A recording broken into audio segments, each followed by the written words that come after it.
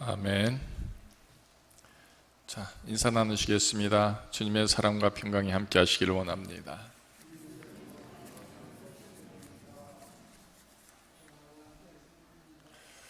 오늘도 예배 자리에 잘 오셨습니다. 하나님의 은혜가 사랑이 함께 하실 줄로 믿습니다. 오늘은 창조절 첫 번째 주일입니다. 문득 그런 생각이 들었습니다. 아버지가 아주 귀한 선물을 갖고 오셨습니다. 우리는 선물에 관심이 많죠?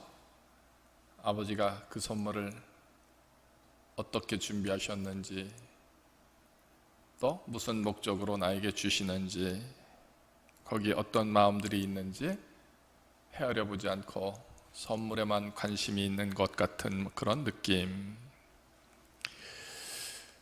오늘 말씀을 준비하면서 창조절인데 우리가 그 모든 피조물에만 관심이 있지, 그것을 만드신 하나님, 그것을 이루신 하나님, 그것을 세우고 경영하시는 하나님에 대해서 우리는 하나님의 그 계획과 사랑과 뜻들을 정말 헤아려 보는가 하는 것들을 먼저 생각해 보자 하는 마음이 들었습니다.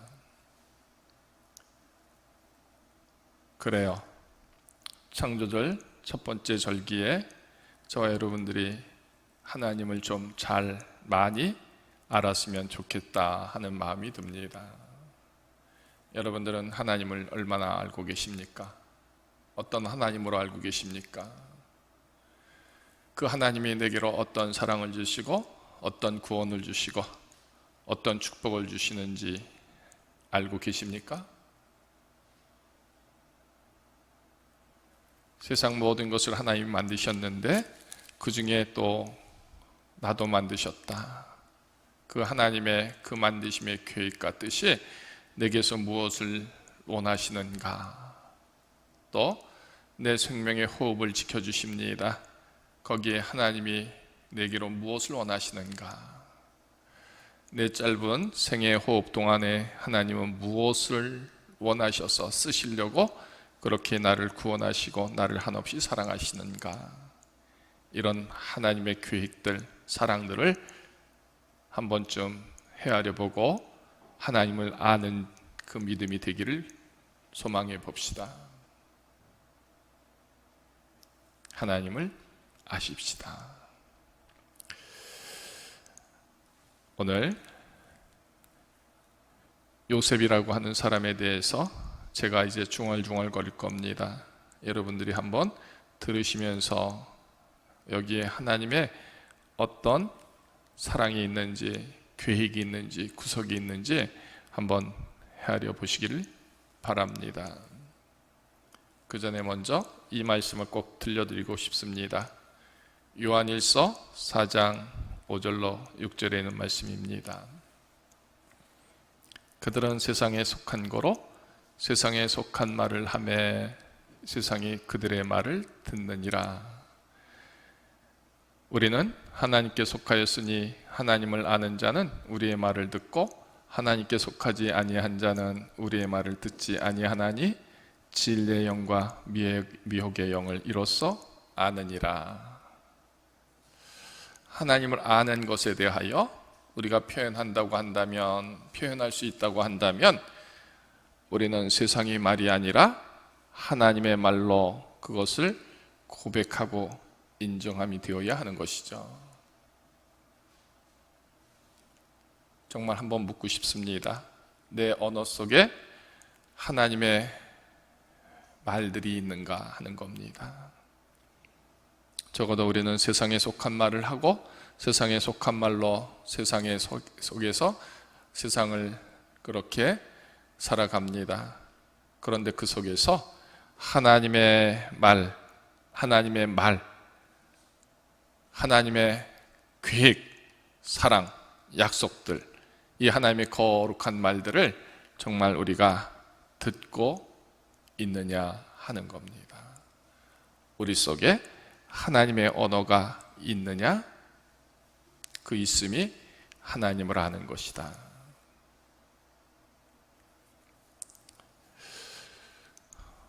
하나님의 언어가 어떤 모습으로 표현되는지 여러분 모두가 헤아려 보시기를 원합니다. 이어서 요한일서 4장 7절로 8절에 그런 말씀이 있습니다. 사랑하는 자들아, 우리가 서로 사랑하자. 사랑은 하나님께 속한 것이니 사랑하는 자마다 하나님께로부터 나서 하나님을 알고, 사랑하지 아니한 자는 하나님을 알지 못하나니 이는 하나님은 사랑이심이라. 우리 피차간의 성도의 사랑을 말할까요? 물론 맞습니다. 그러나 이 말씀 속에 숨겨진 뜻은 뭡니까? 하나님을 사랑하라라는 것입니다. 하나님의 사랑을 받으라라는 것입니다. 하나님을 사랑할 때 하나님께로 나서 하나님을 아는 자가 된다 하는 겁니다. 어떻게 보면 우리가 하나님을 사랑하는 것 같은데 정말 사랑하는 걸까요?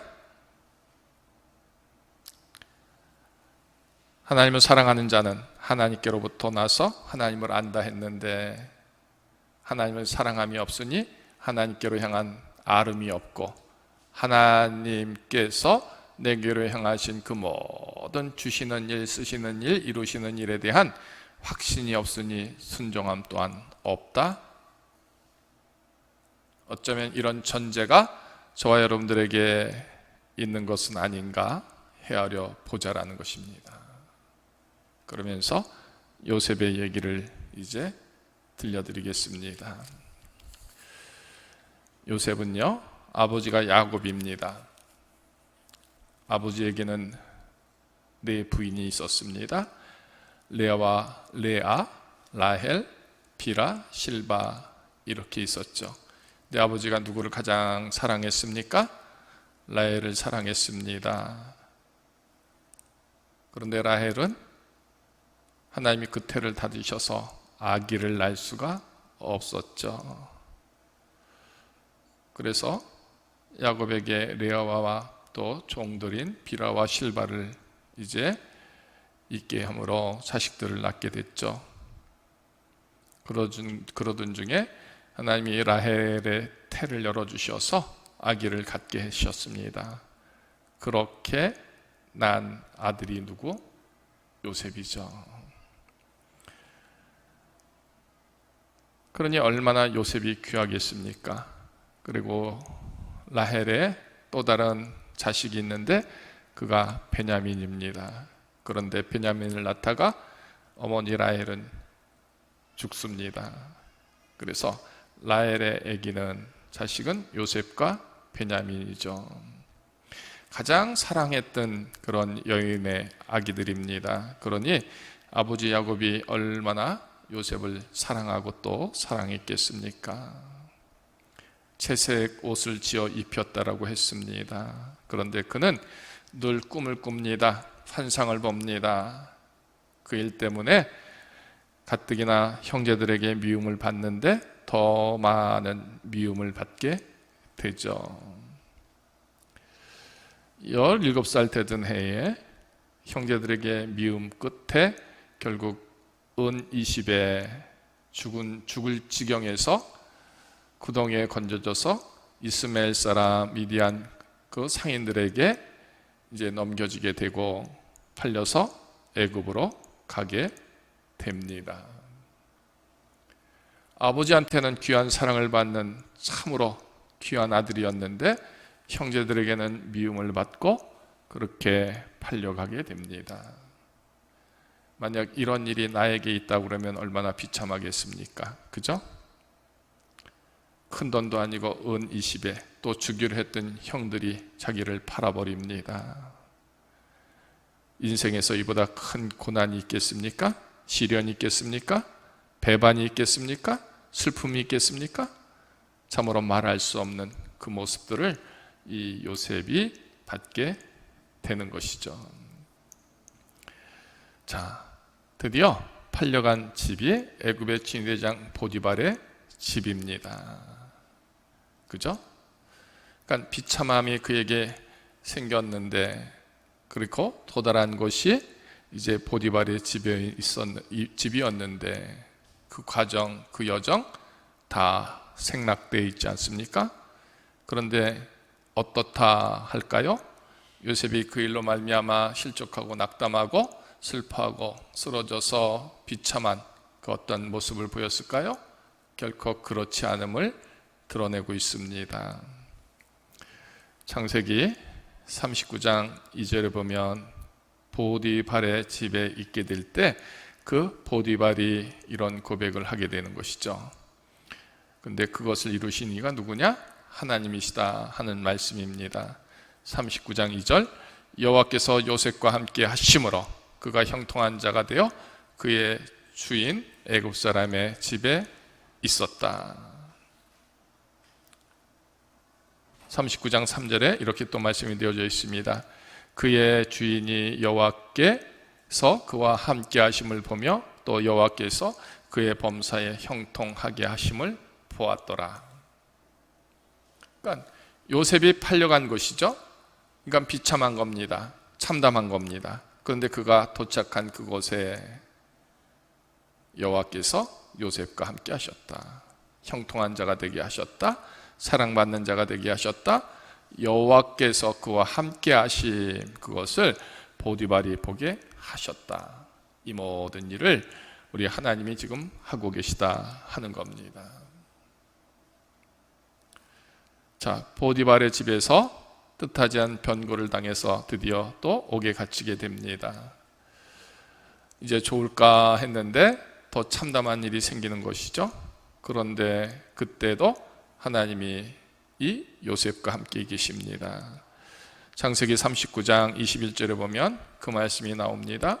여호와께서 요셉과 함께 하시고 그에게 인자를 더하사 간수장에게 은혜를 받게 하시며 39장 23절 간수장은 그의 손에 맡긴 것을 무엇이든지 살펴보지 아니하였으니 이는 여호와께서 요셉과 함께 하심이라.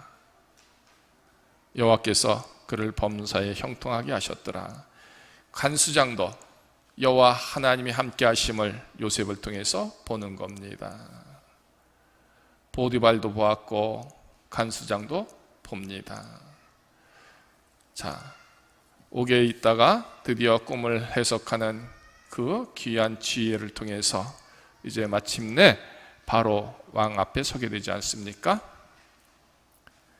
창세기 41장 38절에 이런 말씀이 나옵니다. 바로가 그의 신하들에게 이르되 이와 같이 하나님의 영에 감동된 사람을 우리가 어찌 찾을 수 있으리요 하고 39절 요셉에게 이르되 하나님이 이 모든 것을 내게 보이셨으니 너와 같이 명철하고 지혜 있는 자가 없도다 했습니다. 그러니까 보디발도 혹은 간수장도 애굽의 왕 바로도 요셉에게 하나님이 함께 하신다, 하나님이 사랑하신다, 이것을 다 보게 하셨다라는 겁니다. 형제들에게 버림받았습니다. 이제 그의 인생은 비참해질 것 같았는데 어쩌면 종으로만 살아야 하는데 하나님이 어떻게 하셨다라는 겁니다.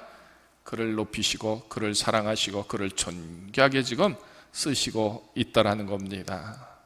그러면 지금 그가 있고 있는 땅은 애굽 땅입니다. 애굽 땅의 사람들이 다 하나님을 알까요?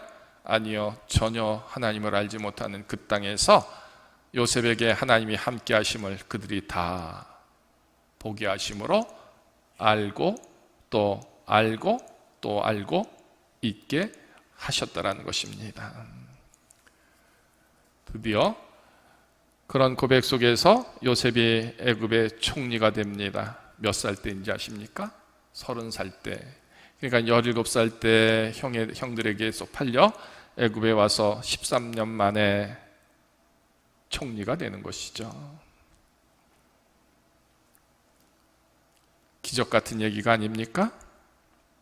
그러면 요셉이 많이 배워서 똑똑해서 정말 그 모든 것을 이룰 수 있는 능력이 있어서 그리 됐을까요?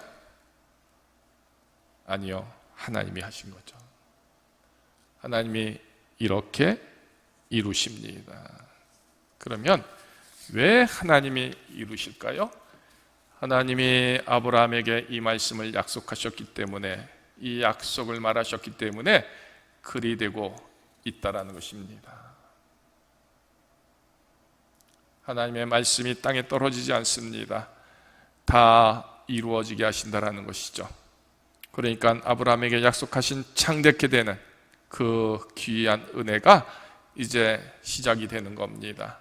누구를 통해서? 요셉을 통해서. 또 아브라함에게 분명히 말씀하셨습니다. 나그네 된 길 400년의 세월을 하나님은 말씀하셨습니다. 그렇기에 그것을 우리는 알지 못할지라도 이 요셉의 세움을 통하여 하나님은 이제 그 일을 시작하고 있다는 것이죠. 창세기 48장 20절에 이 말씀이 나옵니다. 요셉이 애굽의 모든 토지를 다 사서 바로에게 바치니 애굽의 모든 사람들이 기근에 시달려 각기 토지를 팔았음이라 땅이 바로의 소유가 되니라 했습니다. 7년 풍년이 있습니다. 7년 기근이 있습니다. 30세의 왕이 이제 총리가 된 요셉은 이 7년 풍년과 7년 기근을 정말 하나님이 주신 은혜로, 능력으로, 지혜로 그 모든 것을 세우게 되는 것이죠. 그래서 마침내 이룬 일들이 뭡니까? 애굽의 모든 토지를 다 사서 바로에게 바쳤다라는 겁니다. 이것은 무엇을 의미합니까? 바로의 절대적인 왕국이 애굽에 세워졌다 하는 겁니다. 온 토지의 소유가 왕의 것이 되었으니 절대 왕국이 된 것이죠.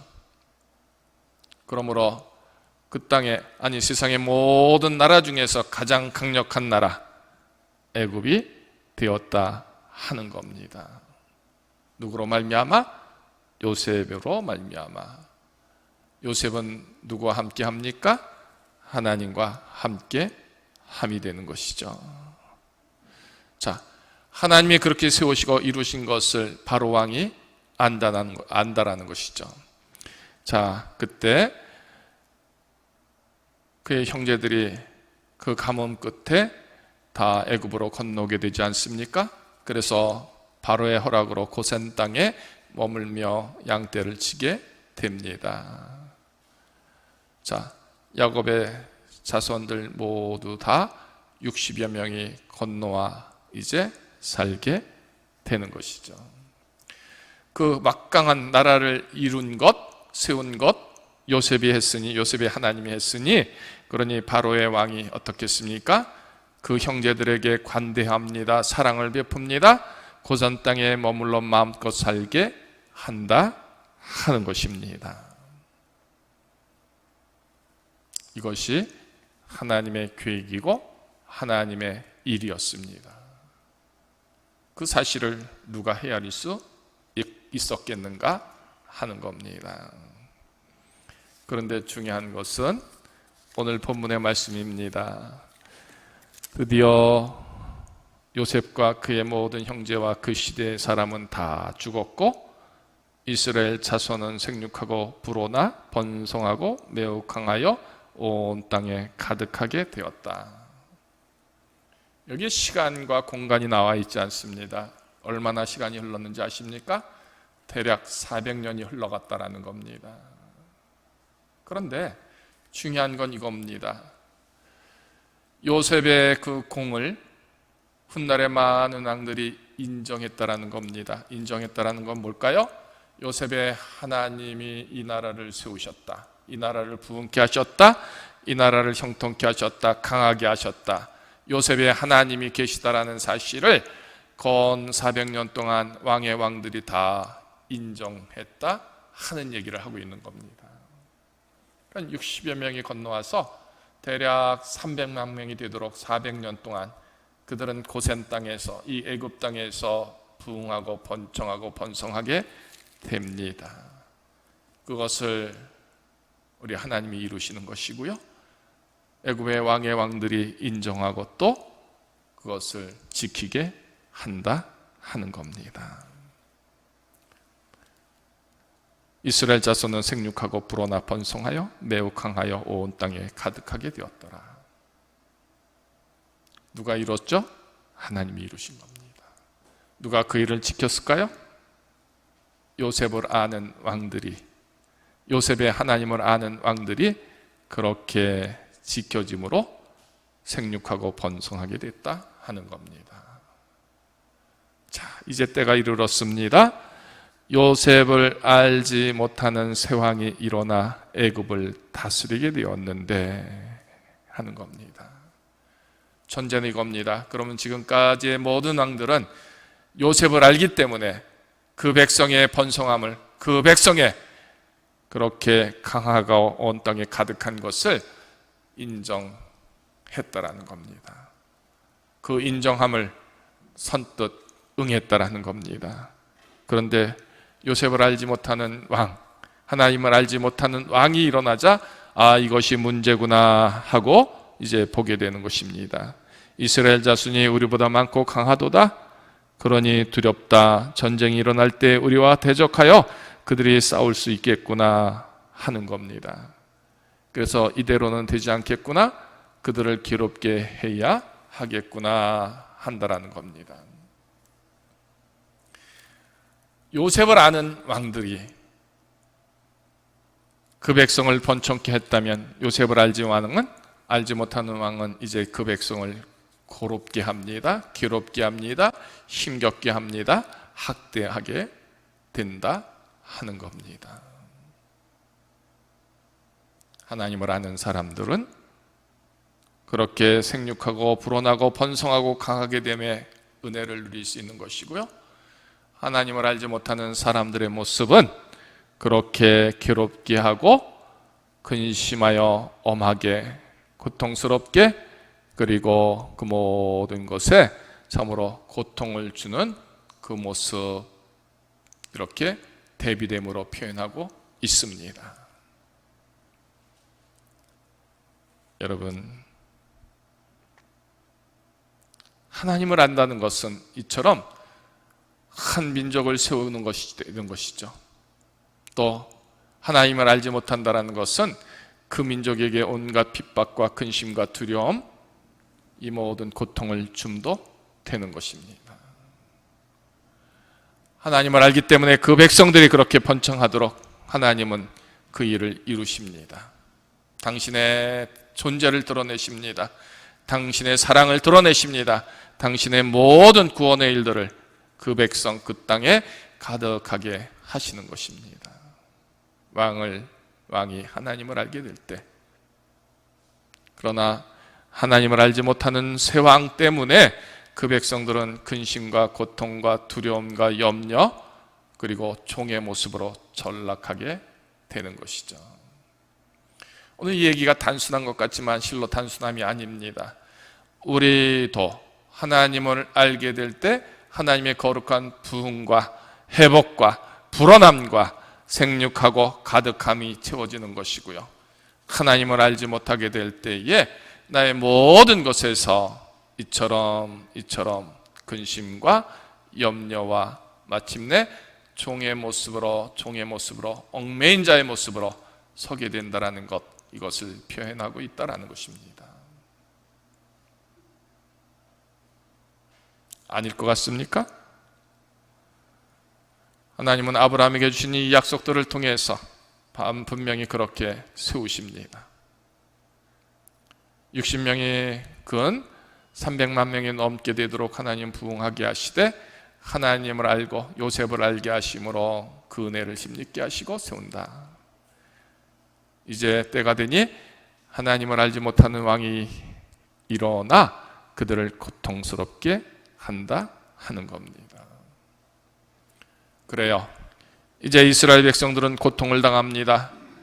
한숨을 냈을 수밖에 없습니다. 비통합니다. 온갖 노역과 구역 때문에 힘겨운 인생을 살게 됩니다. 그런데 그 학대와 박해는 무엇을 의미합니까? 새로운 하나님의 구원을 세우고 있다는 겁니다. 하나님을 아는 사람들은요, 그 일의 끝을 그렇게 볼 수 있음이 되는 겁니다. 지금 내가 힘겹고 고통스럽고 눈물 나고 한숨 날지라도 이것이 끝이 아니라 하나님이 구원하시고 하나님이 이제 내게로 일하시겠구나, 하나님이 내 손을 잡아주시겠구나, 하나님이 나의 기도에 응답하시겠구나, 이와 같은 것을 보는 믿음, 이것을 소망하는 믿음, 이것에 대한 기대로 참고 이겨내는 그 믿음이 세워진다 하는 것입니다. 하나님을 알기 때문에 이런 귀한 믿음의 방법들, 이 믿음의 지혜들이 세워지는 것이죠. 어떻습니까? 자, 이제 하나님을 알지 못하는 왕으로 말미암아 온 백성의 눈물이 가득하게 됩니다. 그런데 이스라엘 백성은 합니다. 이제 하나님의 손이 일하실 때가 가까이 왔음을 아는 것이죠. 선지자들이 말할 겁니다. 이제 하나님의 약속의 때가 지나가고 있으니 우리를 구원해 내실 것이다. 어쩌면 이런 말들이, 이런 하나님의 계획들에 대한 얘기들을 그들이 하나님을 알므로 아마 말하고 있을 겁니다. 그래요. 그래서 출애굽기에 마침내 누가 드러납니까? 모세라고 하는 사람이 세워지게 되는 것이죠. 자, 오늘 이 서론의 말씀을 통해서 하나님이 무엇을 원하시는지, 무엇을 이루시는지 여러분 한번 상상해 보십시오. 오늘 하나님이 저와 여러분들에게 어떤 계획을 갖고 계신지, 그래서 어떤 사랑을 주시는지, 어떤 쓰심을 주시는지, 그래서 내가 어떻게 그 부름 앞에 참고 견뎌내고 혹은 순종하고 뜨거움으로 열심으로 서야 하는지 헤아려 보자 하는 겁니다. 여러분에게 하나님의 사랑이 있음을 압니까? 하나님의 구원이 있음을 압니까? 하나님의 거룩한 쓰여짐이 예비되어 있음을 믿습니까? 분명한 것은 오늘 이 모든 일에 하나님의 약속이 지금 하나씩 하나씩 진행되고 있다 하는 얘기를 하는 겁니다. 하나님이 그 백성을 언제나 지키시고 사랑하심에 대한 그 모든 은혜가 있음을 말하고 있는 것입니다. 하나님을 알기에 어느 곳 어느 때든 두려워하고 염려하지 않습니다. 물론 힘은 들겠죠. 때로는 속상하고 눈물도 나올 겁니다. 그러나 궁극적으로 하나님이 나를 버리지 아니하시고 사랑하시며 쓰심에 대한 이 믿음이 요셉에게 있다라는 것입니다. 종으로 끌려가 그의 인생이 비참해질 줄 알았는데 하나님은 그를 총리로 세우십니다. 총리로 세울 뿐만 아니라 전권을 그 나라 바로 왕에게 세우심으로 그 형제들이 그 땅에 오도록 하게 하는 하나님의 예비된 길, 예비된 계획도 누리게 하신다라는 겁니다. 하나님에 대해서 우리가 알기를 원합니다. 요셉뿐이겠습니까? 오늘 저와 여러분들에게 하나님이 이처럼 어떻게 이루시고 쓰실지 한번 상상해 보십시오. 내가 되어질 일에 내 모습 속에서 한탄하고 슬퍼하고 좌절하고 포기하는 자가 아니라 그런 속에서도 하나님이 나를 향하여 이루실 일들, 쓰실 일들, 인도하실 일들이 있으므로 그렇게 하나님을 믿고 서는 그 모습들의 믿음이 과연 우리에게 있느냐 하는 겁니다. 하나님을 알지 못하는 왕이 있습니다. 하나님을 알지 못하는 세상이 있습니다. 그때 이루어지는 일들은 뭘까요? 온갖 핍박과 고난인 것이죠. 그러나 그것이 끝이 아니라 그 속에 하나님은 새로운 생명의 능력을 주십니다. 소망을 주십니다. 믿음을 주심이 되는 겁니다. 그래요. 그래서 맨 처음에 말씀드린 그대로 하나님을 아는 사람들, 하나님을 사랑하는 사람들은 하나님의 언어를 듣는 사람들입니다. 하나님의 언어가 뭘까요? 하나님의 약속이요 사랑이요 그 믿음의 언어를 우리가 영으로 들음이 되어야 하는 것입니다. 그래서 성도들을 향하여 영적인 성도라고 말하지 않습니까? 왜요? 우리의 몸은 육신이로되 우리의 영은 하나님의 말씀을 들으며 하나님의 약속을 받으며 하나님의 사랑을 소망함으로 서 있기 때문인 것입니다. 오늘 창조절 첫 번째 주일입니다. 오늘 나를 만드신 그 하나님, 우리가 얼마나 아는가, 믿는가, 사랑하는가, 의지하는가, 소망하는가, 우리 각기의 믿음 안에서 나를 만드신 하나님을 향하여 나아가는 저와 여러분 되기를 원합니다. 그 하나님의 통치에 감사하시고 또 순종하시기를 바랍니다. 하나님 쓰심에 나의 모든 것 내어 드리는 자의 믿음이 되기를 원합니다. 하나님을 알게 될 때에 그 아름은 우리에게 신실한 사랑으로 하나님의 그 사랑을 찬송하고 감사하게 되는 것이죠.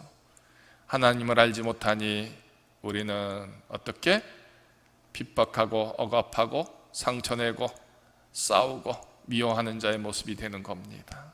하나님을 알게 되면 이기는 자, 사랑하는 자, 말씀으로 하나님을 소망하는 자, 그 믿음의 모습이 세워지게 되는 것이고요.